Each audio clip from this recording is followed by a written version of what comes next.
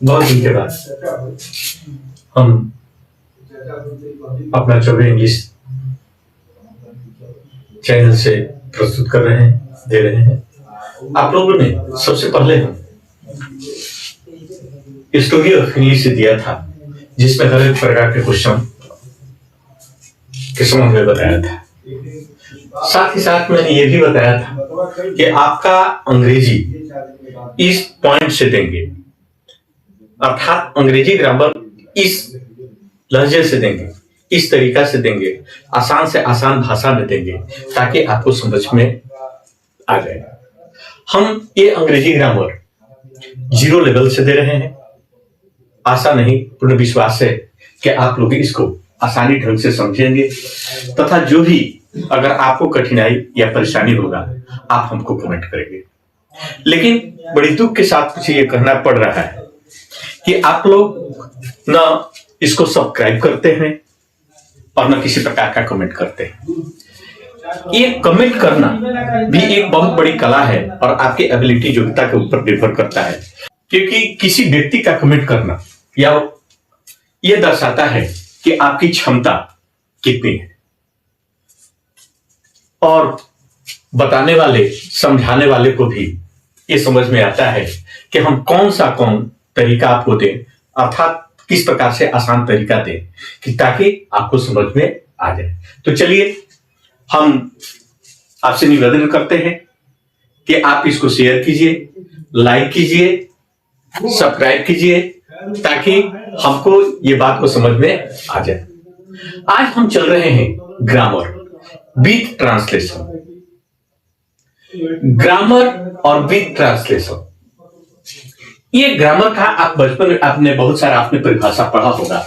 What is grammar, अर्थात हिंदी में इसको हम लोग कहते हैं कि व्याकरण क्या है। अब आप विभिन्न प्रकार के अगर जो ग्रामर के अध्ययन करते हैं, इंग्लिश की ग्रामर का अध्ययन करते हैं, हिंदी का ग्रामर का अध्ययन करते हैं, संस्कृत व्याकरण का अध्ययन करते हैं, तो व्याकरण तो वही है, व्याकरण की परिभाषा तो वही निकल करके आता है।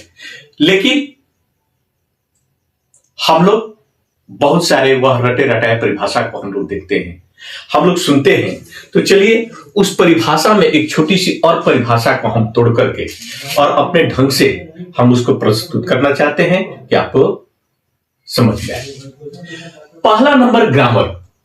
What is grammar? ग्रामर के संबंध में जब हम परिभाषा देते हैं तो एक ही बात बताते हैं, teaches us correct speak, correct right. शुद्ध बोलना और शुद्ध लिखना जो सिखाता है उसी को हम ग्रामर कहते हैं।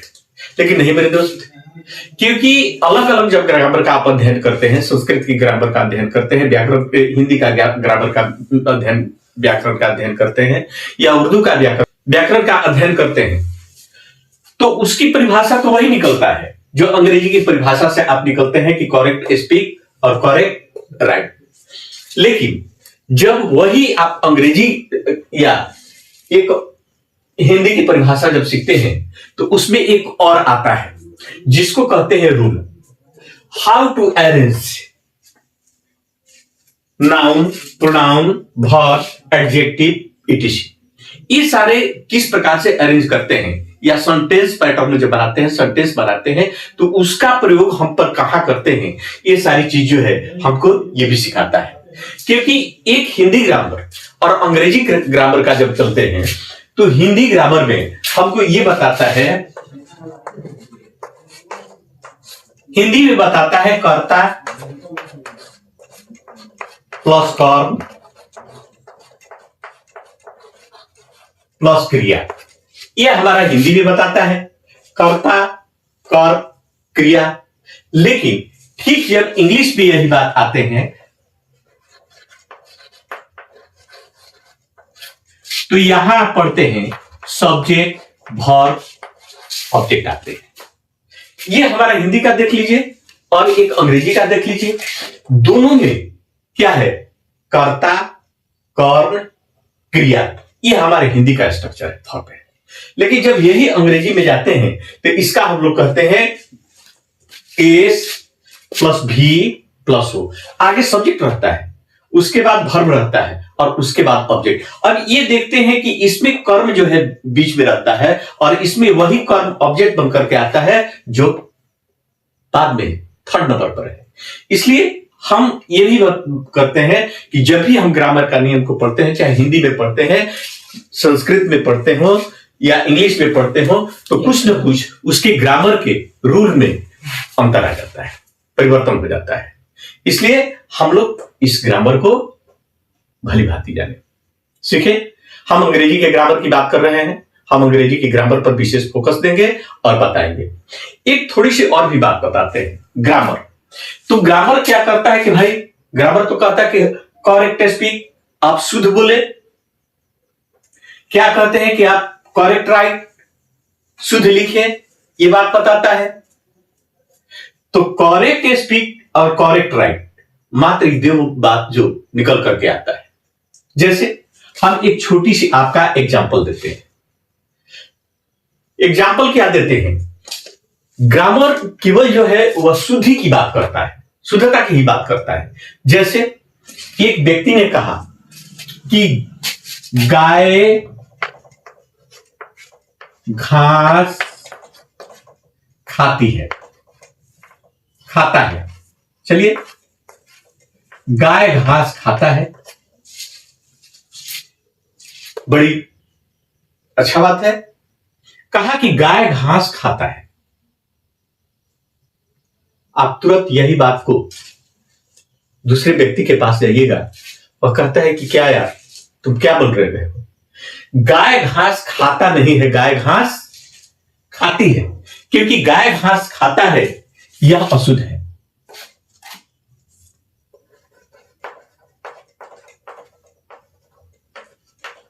तो इसका शुद्ध रूप क्या हुआ? गाय घास खाती है। चलिए, गाय घास खाती है, ये शुद्ध हुआ।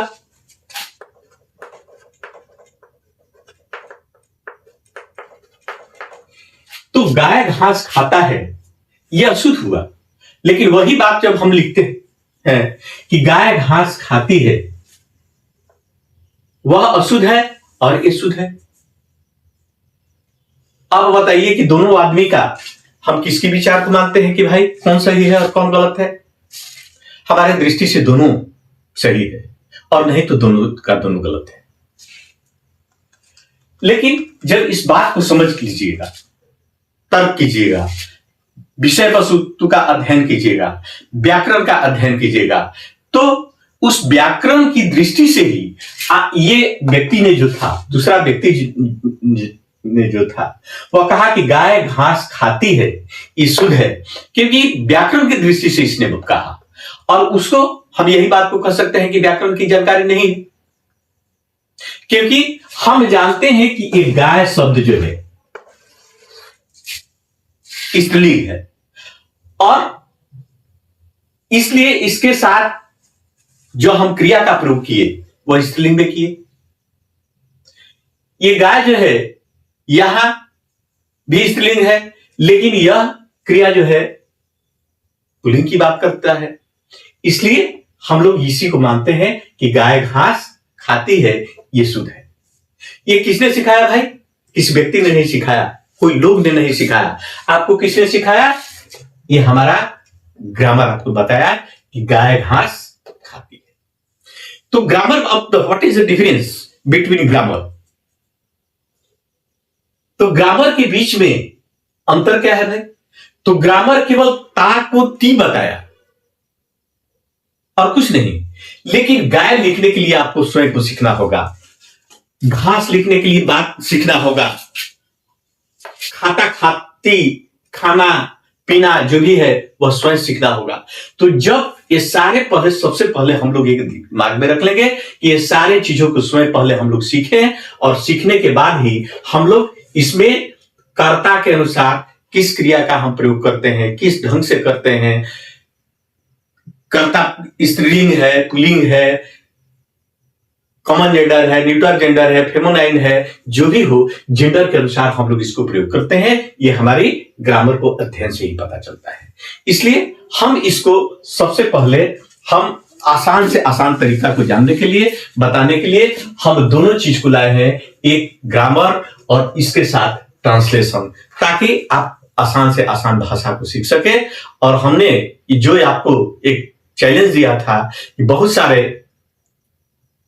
टीचर जो है आपको बताए हैं, पढ़ाए हैं, समझाए हैं, लेकिन वह आपके तह तक पहुंच नहीं पाए। और इसके कारण था कि आपकी स्टैंडर्ड जो है, स्टैंडर्ड को वह समझ नहीं पाए, या उनके पास बुद्धिमत्ता है, ज्ञान है, लेकिन आपके कंडीशन से परिचित नहीं है, इसलिए उन्होंने बताया और आपने सीखा, लेकिन उतने आसान से आसान तरीका से नहीं सीख पाए जितना आसान तरीका से सीखना चाहिए। इसलिए हम कल से आपको 0 लेवल से लेकर के और आगे की ओर बढ़ेंगे।